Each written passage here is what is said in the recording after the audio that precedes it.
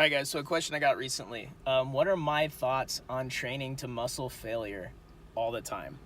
Now, I have two thoughts on this in terms of bodybuilding and competitors. One, are you an assisted athlete? Two, are you a natural athlete? So, if you're an assisted athlete, that means that your body's ability to recover, utilizing protein synthesis and insulin sensitivity, everything like that is through the roof and it's peaked. So, your ability to recover is at a much higher rate than someone who is not assisted or not on gear. So, with that being said, if you are assisted, training to failure more often isn't a bad thing. Your body's going to recover from that. So, that being said, whenever you train, go all out. Obviously, give your body ample time to rest and recover. Have your off days, have your rest days. Let your body reset.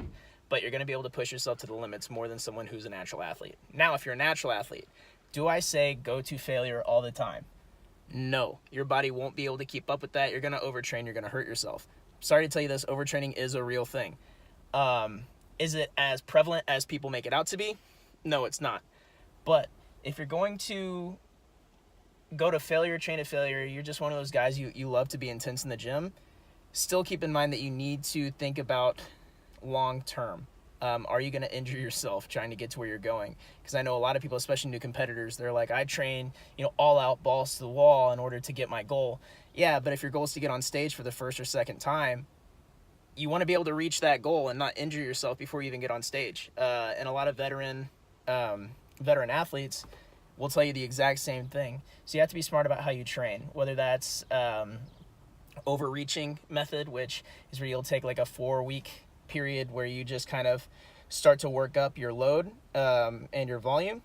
And then on that 4th or 5th week, you do what we call overreaching. So then you take every exercise you do, add an extra set, and take that extra set or two to complete muscle exhaustion, to complete failure. So that gives you 1 week where you're really training to failure every day, and then you have a deload week following it.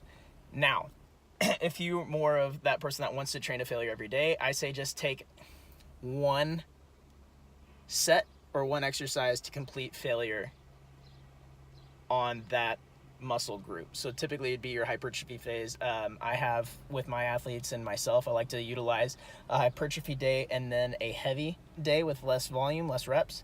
Now on my hypertrophy day, that's whenever I would add in 1 to 2 sets to failure throughout that workout. And then their body will recover from that, and then they'll hit their heavy day, in which they're not training to failure, but they're pushing more weight for less volume. So I hope this answers your guys' questions. If you have any more, please shoot them to me. I'd love to answer them.